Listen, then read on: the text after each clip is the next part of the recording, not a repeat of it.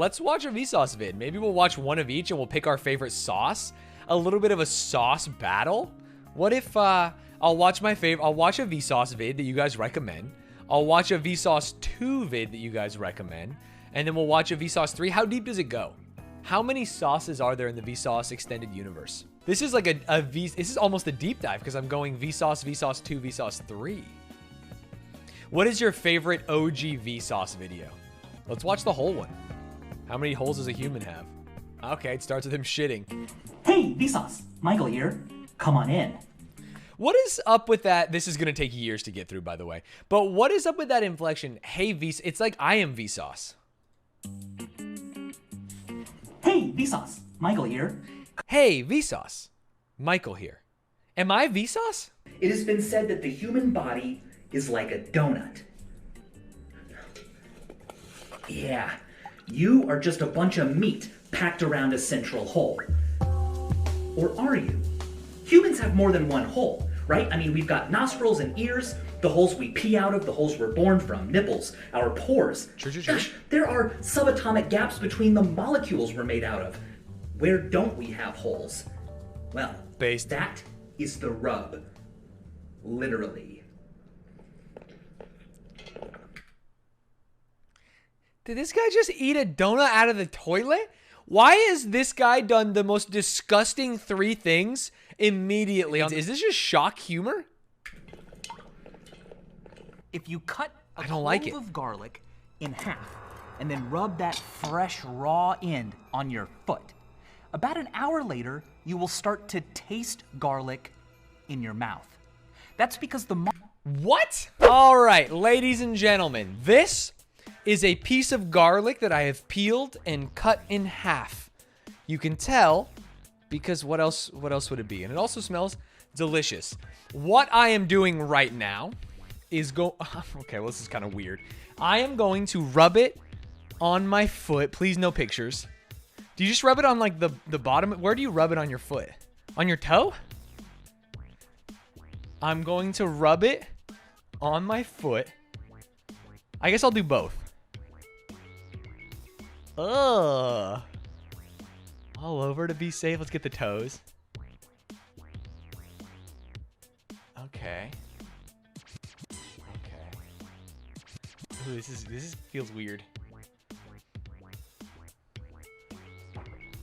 Okay, my fingers smell like garlic. And I will let you know in 1 hour at 2:12 if I taste garlic in my mouth. Every second, day and night, about 60 billion neutrinos from the sun pass through just your thumbnail.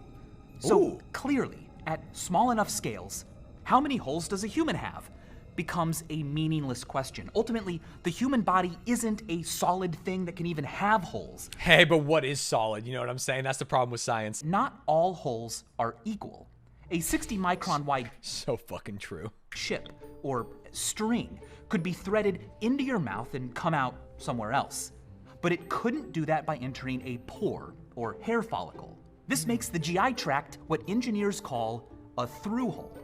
Whereas pores, urethras, nipples, ears, hair follicles, birth canals, and the sinuses are blind holes. So that's like the cave thing we were talking about. I think I accidentally stumbled upon this principle by needing to understand whether the hole had to have an exit or if it could just have an entrance. You know what a hole is? What a hole really is? No.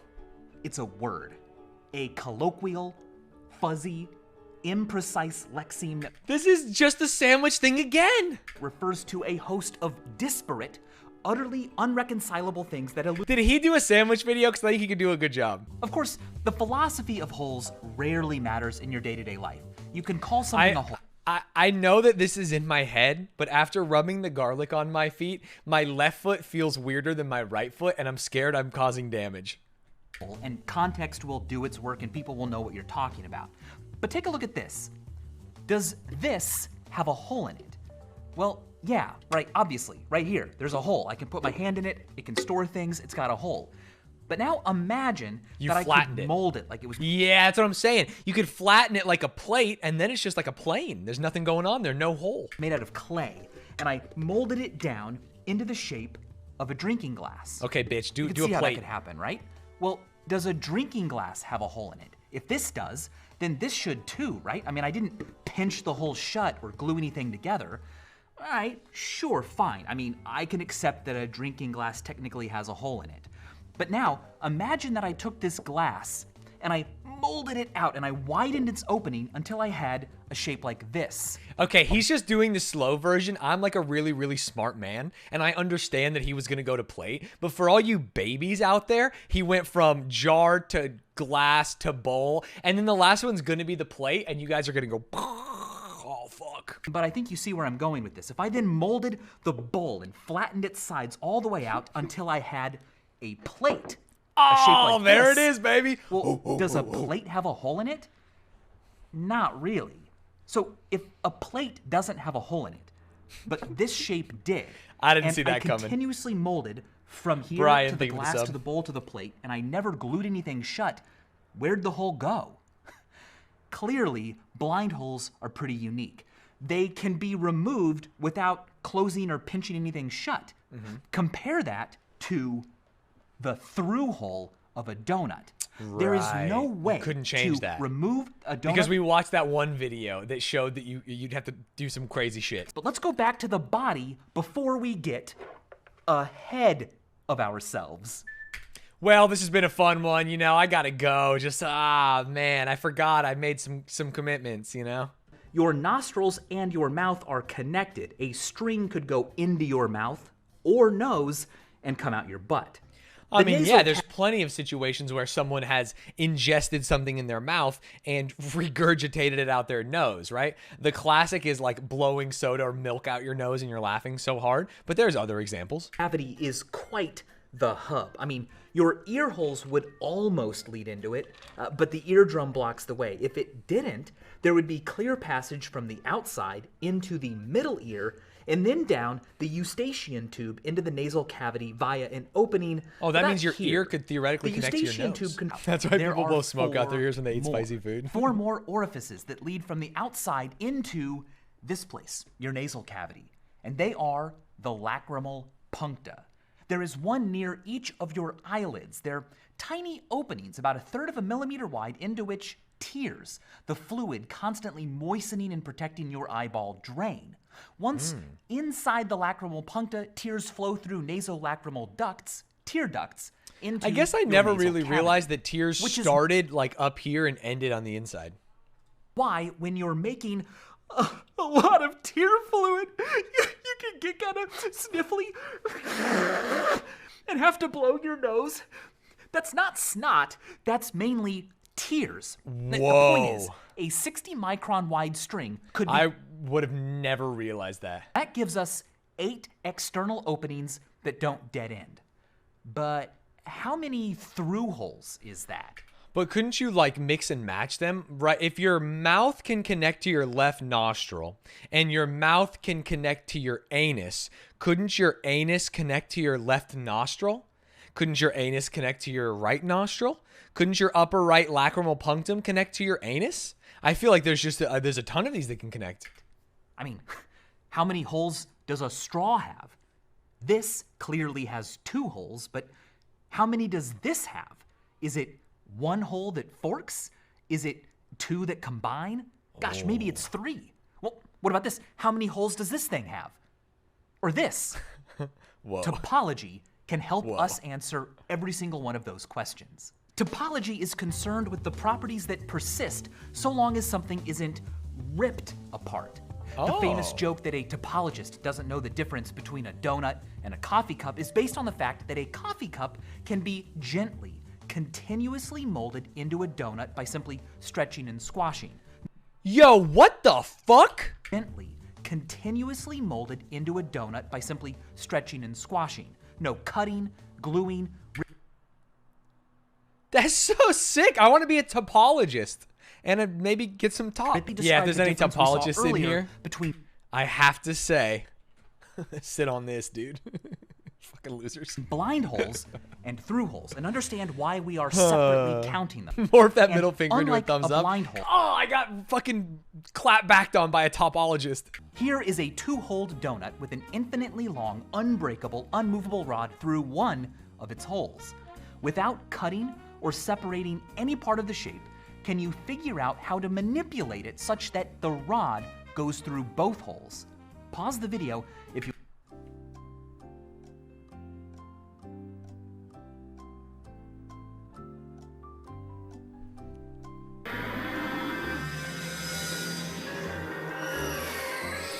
No cutting or breaking?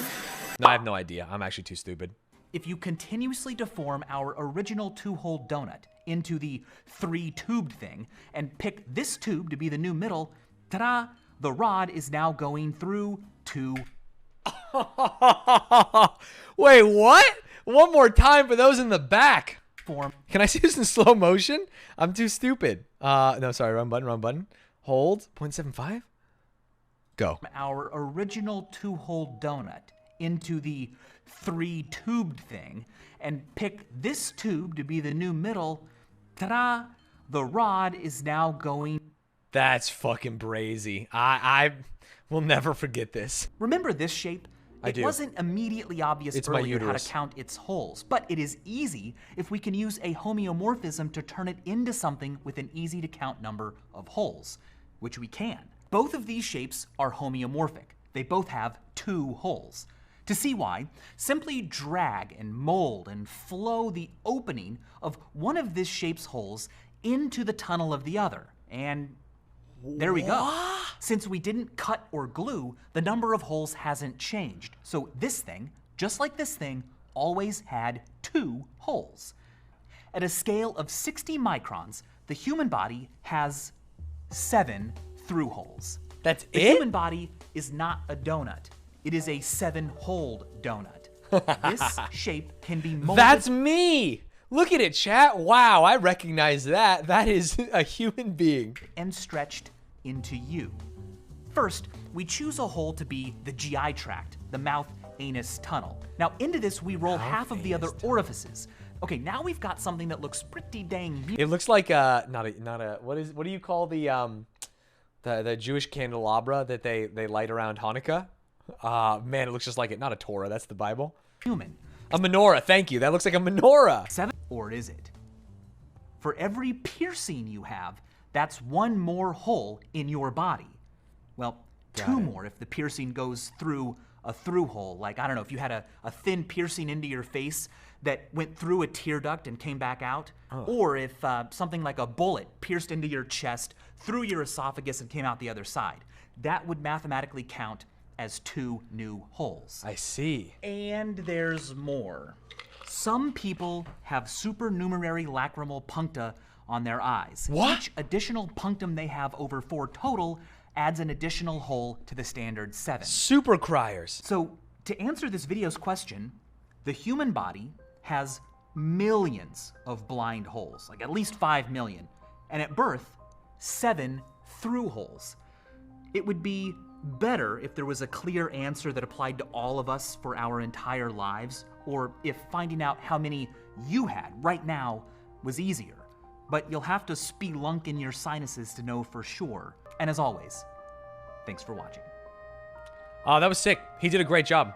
What a fantastic presenter. What a well-edited video. I love the graphics. I love the accessories he had, the clay and things like that. What an amazing video. There's a reason that has 10 million views. Holy shit. This video is called Vsauce. The Birthday. Oh, I know this one. It's the thought that if you have, 40 people in a room, someone will have the same birthday, statistically. I can't remember what it is, but this will be cool. This will be fun. Vsauce. Kevin here. 23 is the number? I've Michael got Jordan, baby. 23 babies. Which means there's a 50% chance 2 of them have the same birthday? Huh? Let me explain. Each one of these babies has a random birthday, meaning that they each have the same chance of The having trick been to this born one, on- chat, let me spoil the video before we get there. The one that really like fucking flips me for a loop is that we are all self-serving. We are all thinking about our birthdays, and we're trying to match one birthday to a baby. When you can match any baby birthday, it's a baby birthday party. any one of the 365 days in a year. Just So because baby what are the one doesn't odds share a that birthday 2 doesn't of mean them 7 and share 15? the same birthday. We'll keep it simple. No twins, no leap years, no patterns that is nuts. suggested parents made their babies at any June non-random 2nders? specific times. And if we have 50 babies, the odds of a birthday match jump up to 97%. That's the one I was thinking. Though. At I thought it was 40 75, something. it's 99.97%. Making it a virtual certainty that when you get 75 babies I don't believe in any virtual certainties after I played 400 hours of Super Auto Pets and didn't get a slot, so this guy can lick my taint. together, or 75 things with birthdays, they don't have to be babies. 2 of them will Chat already share disproved this video. a birthday. There's 749 of us, chat. Someone has the same birthday as someone else, guaranteed. How is it possible that so few babies can have such a high chance of sharing a birthday? And how is it that despite 365 possibilities, we only need a sixth of that number to be pretty sure there's a match? The easiest way to do this isn't to, excuse me, babies. Babies. Oh, jeez. Oh, jeez. Babies. Dude, this is the future that Democrats want. This is an anti-abortion PSA. Oh, nerdy leftist out here just absolutely erasing babies. The easiest way to do this isn't to calculate the probability that 2 of any number of babies share the same birthday. It's to calculate the probability that they don't. To do that, we assume that baby number 1 has been born. So the probability of this baby having a birthday is 1, or 365 over 365. Then we multiply that by baby number 2's probability of I'm not tasting garlic sharing yet, that chat. birthday. 364 over 365. We multiply that result by baby number 3's probability of not sharing a birthday with either baby number 1 or baby number 2, which is 363 over 365. And we keep doing this What for an as many absolute babies as we slugfest want of a to math calculate problem. the odds for. Gives us 342 times 365. This guy's writing a days novel, out not of a math year, problem. raised to the 22nd power, which is our 23 babies minus baby 1 again. Okay? Sure. And the result of the whole equation gives us 0.492703, or about 49.3%. Again, that's the probability we don't have a birthday match with 23 babies. So we subtract this from 1 to find the chance that we do, which is 50.7, baby. 0.507297, which is about 50.7%. And as always, Oh, he's talking about 32 characters, not 128, sorry. thanks for watching. That was cool. Shout out to Vsauce 2, Kevin.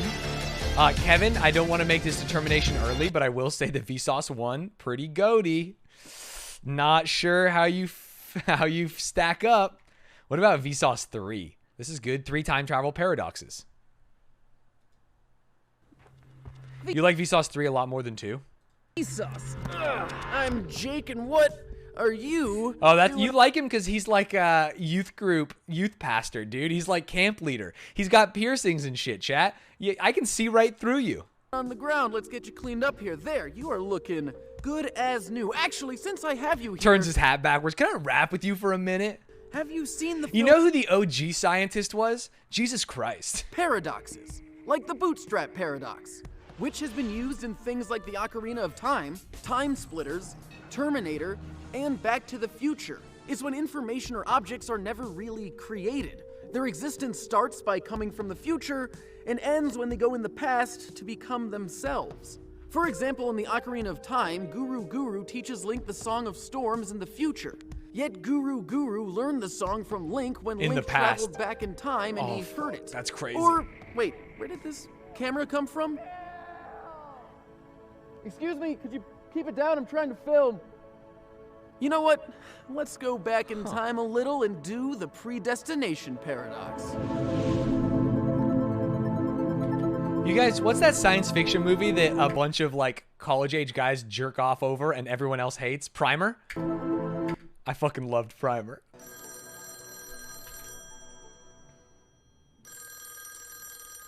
Oh, hold.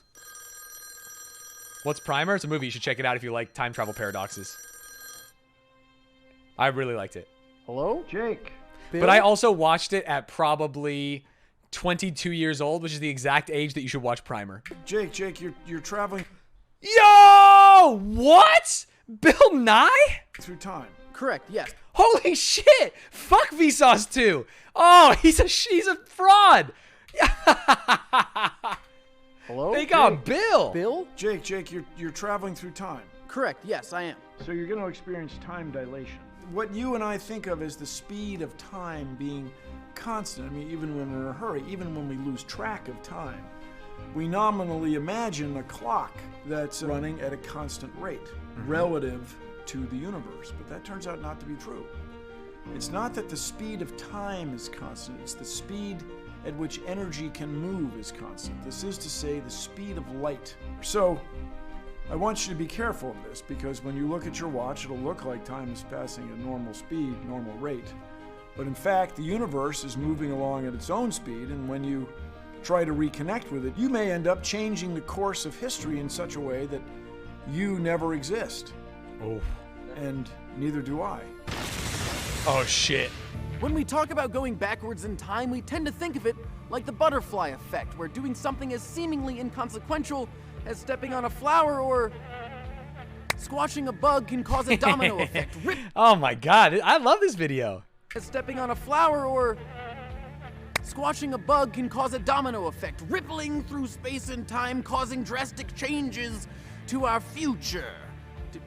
Do I have a mustache now? And where did this knife come from? However, in most paradoxes, the timeline is a closed loop. Isaac Brock has a great line that goes, "The universe is shaped exactly like the Earth. If you go straight long enough, you'll just end up where you were." Why do I still have this knife? No. Okay, I just killed myself. Literally. This is great, actually. This works perfectly. Okay. We just hit the grandfather paradox. Now, the grandfather paradox is fairly simple.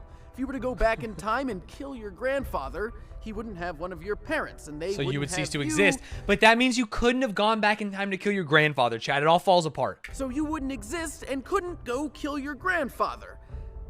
But in this case, I killed myself. And if I were to go back in time to kill myself, I wouldn't be alive to go back in time to kill myself, which means I couldn't kill myself. So therefore, I'm still alive and will continue on forward until I eventually and accidentally kill myself. Which means this whole video is a paradox. And as always, thanks for watching. Sus. I'm Jake, and what are you? That was the loop. I would say the Stanz Vsauce podium would be, this is Michael, this is Kev, and this is the pastor. And I think they're both number 2. I like them both evenly for different reasons, but I think Michael was actually the GOAT. I think Michael was kind of goaty-throaty, and I think these people really were like the same. They both did really interesting concepts, and I think they executed them well.